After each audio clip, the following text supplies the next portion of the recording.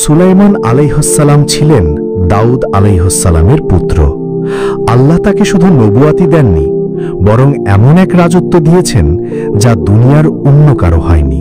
তার সেনাবাহিনীতে মানুষ, জিন, পাখি ও বিভিন্ন প্রাণীও ছিল। আল্লাহ তাকে বাতাস নিয়ন্ত্রণের ক্ষমতা, প্রাণীদের ভাষা বোঝা এবং অসাধারণ প্রজ্ঞা দিয়েছিলেন। একদিন সুলাইমান আলাইহিসসালাম তার সেনাবাহিনী পরিদর্শন করছিলেন। তিনি লক্ষ্য করলেন একটি পাখি হুদহুদ বা হুদ পাখি অনুপস্থিত।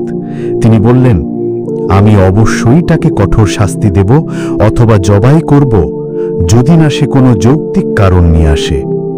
কিছুক্ষণ পরে হুদহুদ এসে বলল, আমি এমন এক সংবাদ এনেছি যা আপনি জানেন না। আমি সাবা দেশের এক নারীকে পেয়েছি যে রাজত্ব করছে, আর তাকে সবকিছু দেওয়া হয়েছে এবং তার এক বিরাট সিংহাসন আছে, কিন্তু তারা আল্লাহর বদলে সূর্যকে সিজদা করে। সুলাইমান আলাইহিসসালাম হুদহুদের মাধ্যমে রানী বিলকিসের কাছে একটি চিঠি পাঠালেন। বিসমিল্লাহির রহমানির রহিম, আমার প্রতি অহংকার করো না, আর মুসলিম হয়ে আমার কাছে চলে এসো। রানী বিলকিস তার সভাসদদের ডেকে পরামর্শ করলেন। তিনি বললেন, আমি এক মহৎ চিঠি পেয়েছি।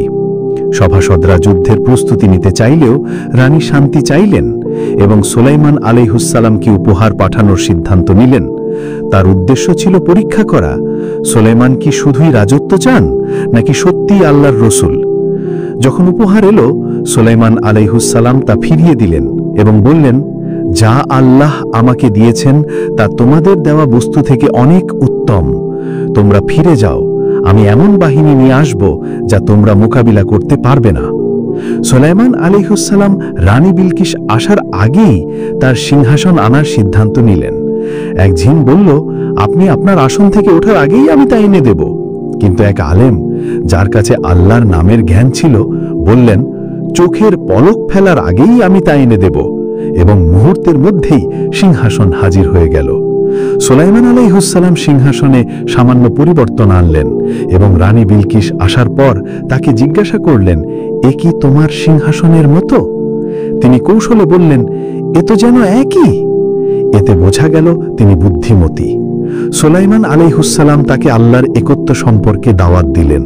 রানী বিলকিস সুলাইমানের প্রজ্ঞা ও আল্লাহর ক্ষমতার নিদর্শন দেখে ঘোষণা করলেন, আমি নিজেকে সুলাইমানের সঙ্গে মিলিয়ে আল্লাহর কাছে সমর্পণ করলাম, যিনি বিশ্বজগতের প্রতিপালক। ঘটনা থেকে শিক্ষা: ১.